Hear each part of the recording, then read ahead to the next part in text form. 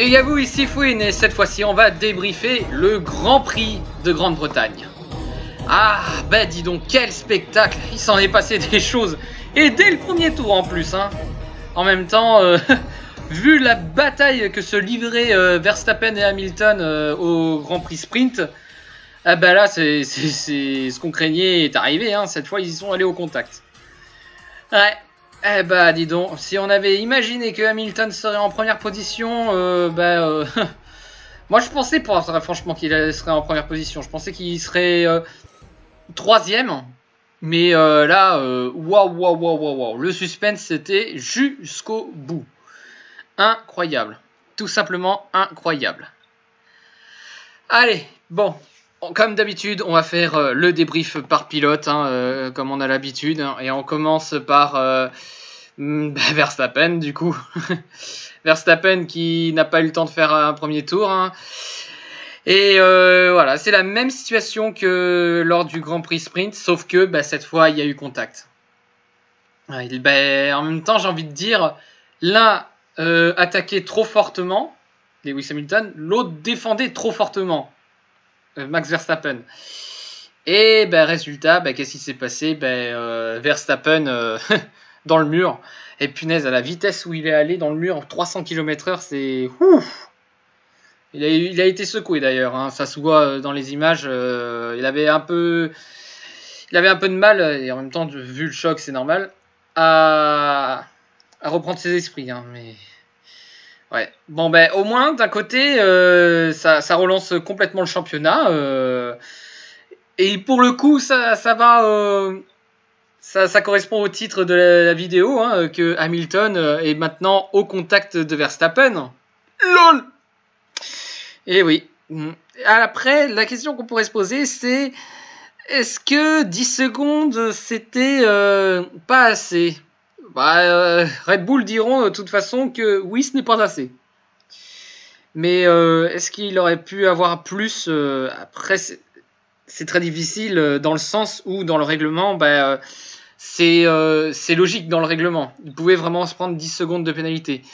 Mais c'est vrai que en ce qui me concerne, je serais allé un peu plus loin. J'aurais plutôt fait un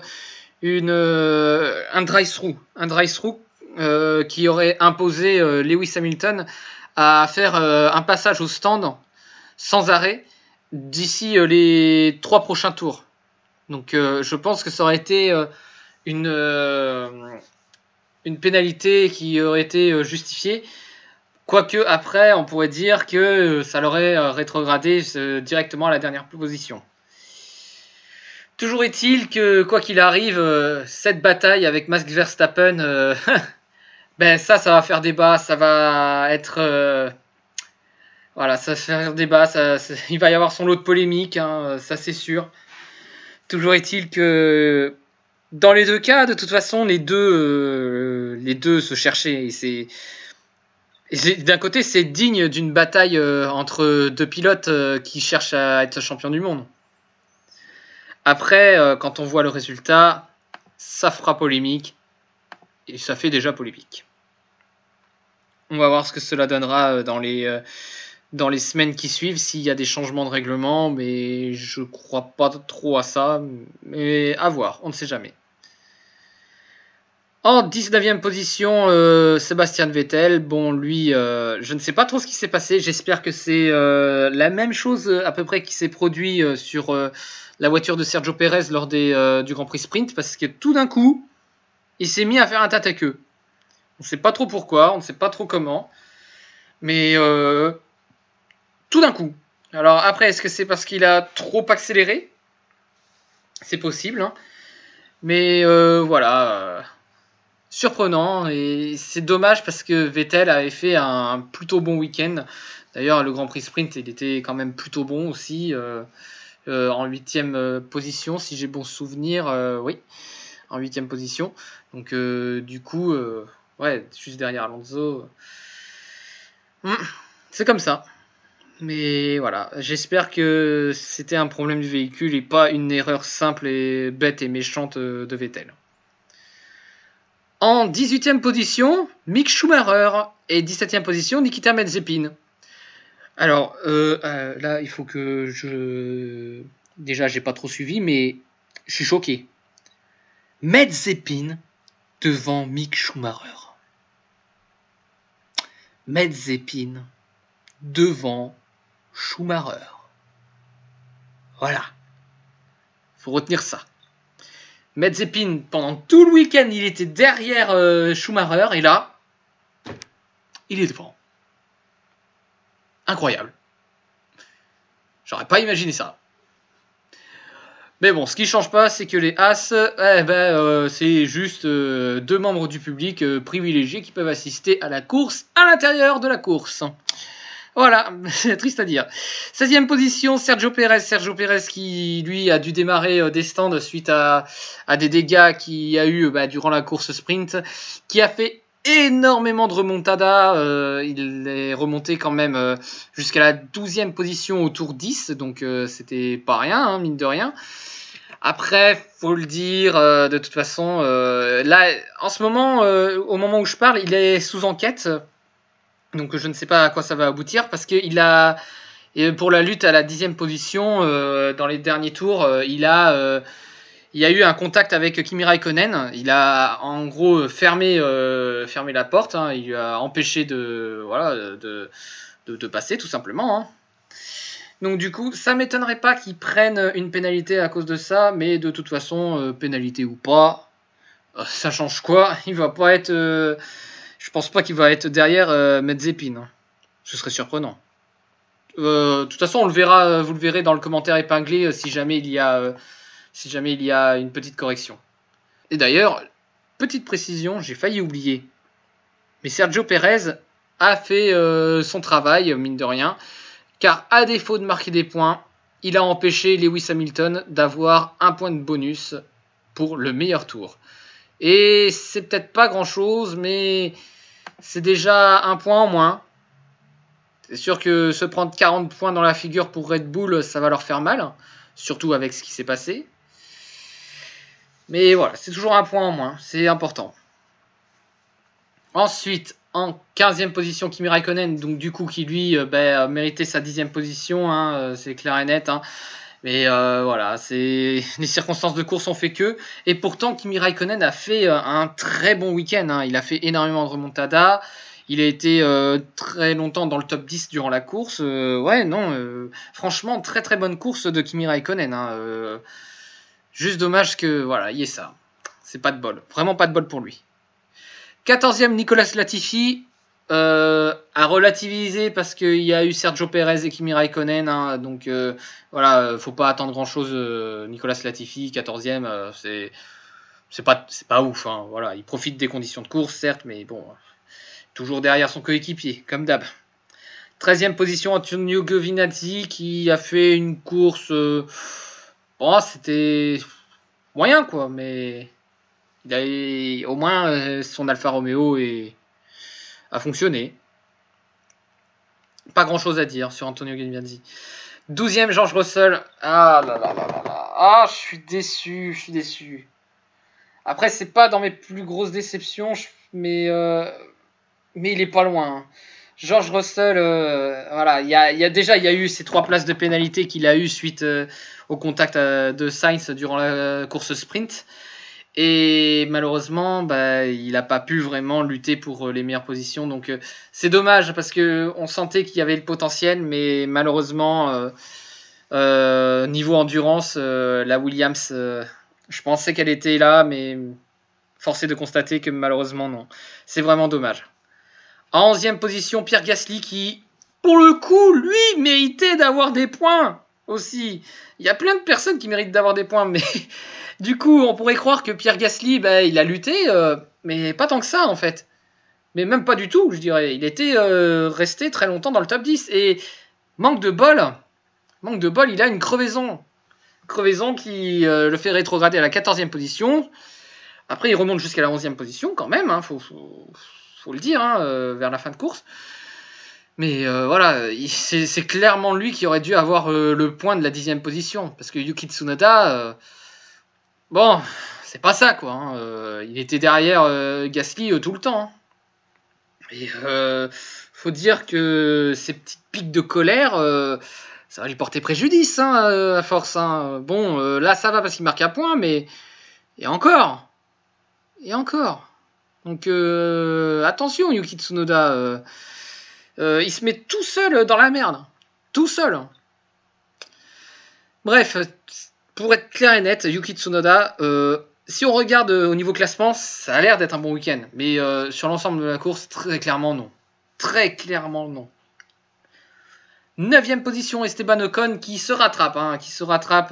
Après 2 grands prix vraiment horribles en Autriche et en Styrie, du coup.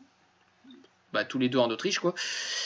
Et 9e position, il s'en sort plutôt bien. 2 points, c'est important pour le championnat. C'est important notamment pour la lutte pour la 5e position. Eux qui ont, avec Alpine et du coup Fernando Alonso aussi, beaucoup de points à rattraper. Là, c'est plutôt une bonne opération pour eux. Hein. Ils commencent à recoller. Hein.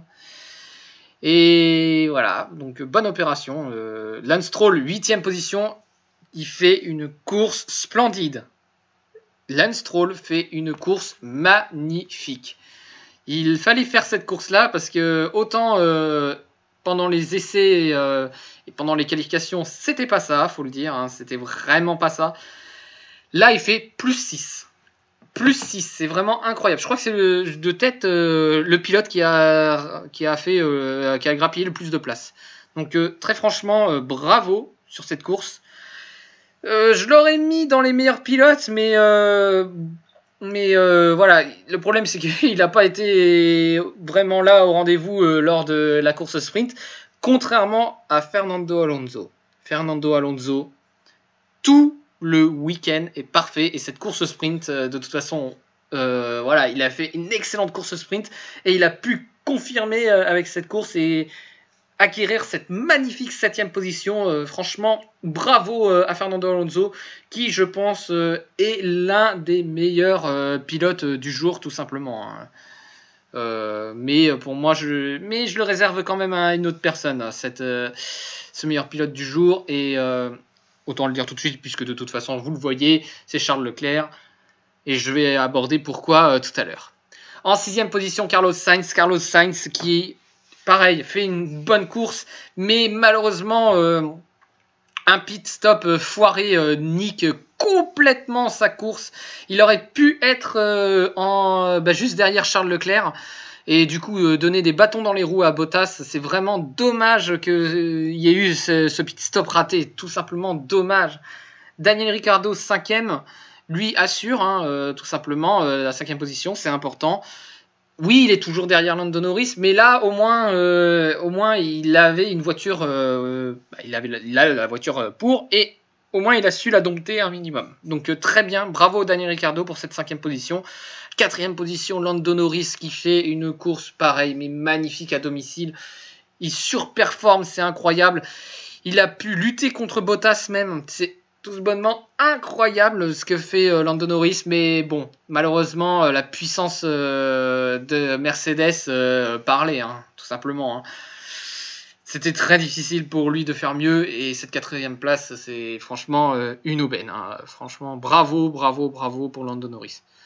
3e position, Valtteri Bottas. C'est un bon petit soldat. Ouais. Bon petit soldat, il a essayé de faire ce qu'il pouvait, mais de toute façon, Lewis Hamilton remontait comme une flèche. Hein, il fallait, de toute façon, pour le championnat pilote, le laisser passer devant.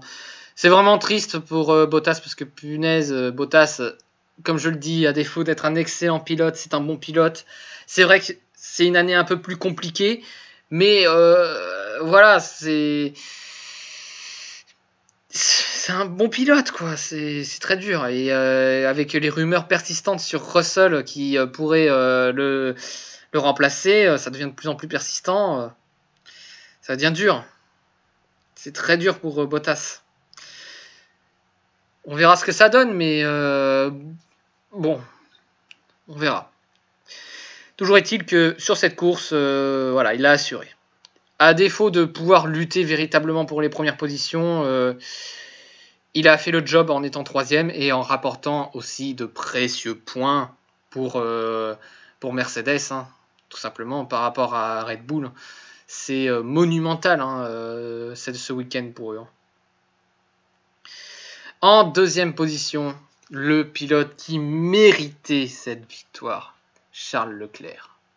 Charles Leclerc qui avait la voiture pour gagner, qui était l'un des seuls pilotes hors Mercedes et Red Bull à pouvoir tenir le rythme. C'était le seul. On l'a pu le voir pendant la course sprint et on l'a vu pendant cette course-là. C'était le seul pilote qui pouvait potentiellement concourir pour les meilleures positions et pour la victoire. D'ailleurs, il avait profité de l'accrochage de Lewis Hamilton Verstappen en passant tout juste à la première position. Ce qui est tout à fait logique. Hein. En même temps, ça aurait été surprenant le contraire. Et il aurait pu y arriver. Alors après, est-ce que c'est à cause de son problème de moteur? Engine cut, qu'il disait. Est-ce que c'est à cause de ça? Oui, probablement. Mais ouais, c'est terrible, hein, parce que Charles Leclerc, ça fait un moment qu'il n'a plus gagné et il mérite tellement. C'est tellement une perle au niveau du pilotage. Il est pas loin d'être un excellent pilote, hein, très franchement, s'il s'en est déjà un, mais voilà, pour moi, Charles Leclerc, c'est une étoile qui a besoin de briller. C'est tout simplement ça. Mais il est malchanceux, ce type. Mais comment ça peut être possible? Alors déjà, Valtteri Bottas, c'est déjà pas mal au niveau malchance, mais là, ouais, c'est vraiment dommage pour Charles Leclerc. D'ailleurs, j'ai cru, franchement, quand il répétait engine cut, je me suis dit, mais punaise, le moteur, il va lâcher. Et ça n'aurait pas été mérité pour lui. Mais bref, c'est comme ça. Mais une très belle deuxième position pour Ferrari. Et c'est important pour le championnat constructeur, parce que pour lutter pour la troisième position, ça va être très important. Ouais, très important parce que ça se joue sur 23 courses. Hein. Il faut ces points. Il faut rattraper. C'est très important. Et en première position, Lewis Hamilton. Au contact de Verstappen, hein, pour le coup. Hein. Il est plus qu'à 8 points de Verstappen. Et il rapporte, du coup, voilà, c'est l'opération réussie pour lui. Hein. Franchement, opération réussie pour lui, opération réussie pour Mercedes. Ça n'a pas été facile, mais il a réussi quand même à chipper cette victoire. Hein. Et comme je l'ai dit au début, est-ce qu'il mérite cette victoire? Est-ce qu'il n'aurait pas dû avoir plus de pénalités? Voilà. N'hésitez pas à le mettre dans les commentaires ce que vous pensez de cette situation qui est très litigieuse, hein, très franchement. Mais j'aurais donné plus. Hein. Et alors évidemment, c'est plus simple de juger maintenant que il y a le résultat de la course et qu'on voit que Lewis Hamilton est en première position. Mais il aurait mérité plus, hein, à mon avis. Hein. Vachement plus. Et comme je le dis, pour moi, la meilleure position que pouvait avoir Lewis Hamilton suite à cela, ce que j'espérais, c'est qu'il soit au mieux troisième, mais pas premier. Mais bon, c'est toujours des points très importants.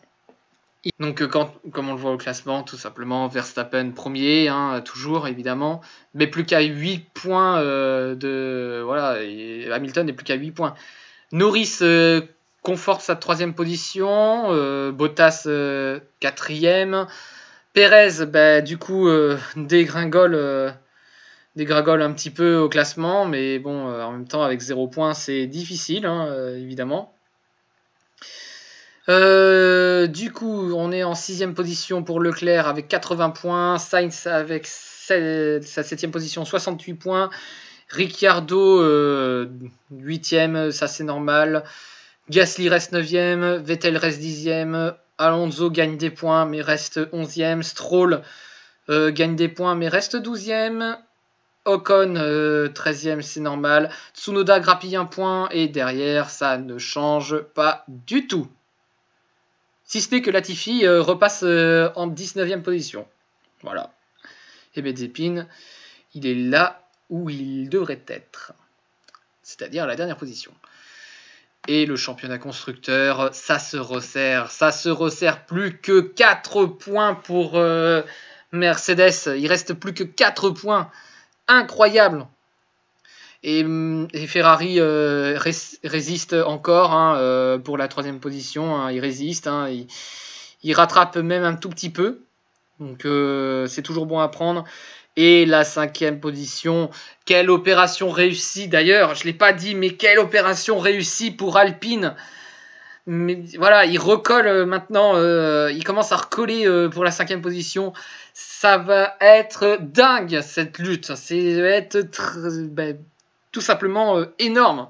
Ça y est, plus que 8 points pour la 6e position et 9 points. Alpine, ils sont capables, hein, parce que comme on a vu l'année dernière que leur première partie de saison était catastrophique, puis ensuite la deuxième partie de saison, ils ont enchaîné les bonnes performances, voire même carrément quelques podiums, notamment avec un certain Daniel Ricciardo et un podium aussi de Ocon. Attention, faut pas les sous-estimer. Voilà, ce n'est pas fini. J'avais peut-être tendance à les foutre dehors, mais là, cette course me prouve que je me suis trompé. Et tant mieux. Et derrière, 8e position Alfa Romeo, ça c'est logique. Et 9e Williams, 10e Ferrari, les As. J'allais dire Ferrari, mais c'est leur moteur c'est leur moteur Ferrari. C'est normal. Mais As 10e, de toute façon, hein, voilà. Ça va être dur pour eux. Très difficile. Du coup, la note du Grand Prix. Pour moi, un magnifique 16. Alors, c'est aidé aussi par le fait qu'il y a eu le sprint. Je l'avoue, hein, il n'y a pas que le Grand Prix que je note. Hein, il y a le sprint aussi. Mais 16 sur 20, waouh, quel spectacle. Magnifique, hein, tout simplement. Du suspense partout, des dépassements partout, des remontadas qui échouent, certes, mais de belles remontadas. Et des Alpines qui sont au rendez-vous et qui profitent de la situation pour grappiller énormément de points. Bravo, tout simplement bravo. Que penser du coup de ce format sprint ? Moi, je trouve très franchement que c'est super intéressant et que pour le coup c'est vrai qu'on pourrait dire que ça relance artificiellement entre guillemets les grands prix dû au fait que Sainz a été une des victimes de ce format. Il a fait une très belle remontada d'ailleurs, bravo, hein, et sa 6e position il aurait mérité plus, hein, très franchement, hein. Et Pérez, surtout Pérez qui est la plus grosse victime de ce format sprint, hein. Mais quand on voit que les Alpines savent en profiter et que, mine de rien, Raikkonen aussi, hein, il en a profité. Hein, de toute façon, c'est tout simplement impressionnant hein, ce qu'ils ont fait. Hein. Mais waouh. Moi, je dis, c'est vrai que c'est le premier, à voir pour le deuxième, mais je reste quand même satisfait sur ce format-là. Je suis très satisfait, je suis content. Après, c'est vrai que la crainte qu'on pouvait avoir, c'était que le classement ne change pas trop. Bon, les circonstances ont fait que ça a changé énormément au final, mais à voir. Voilà. N'hésitez pas à partager en commentaire ce que vous pensez aussi du format sprint hein, de Formule 1, si vous pensez que c'était bien, si c'était pas bien, si c'est une manière artificielle de maintenir un suspense ou pas. Donc n'hésitez pas. Et voilà, c'est sur ça qu'on va se laisser. Voilà. N'hésitez pas à liker, commenter et partager la vidéo.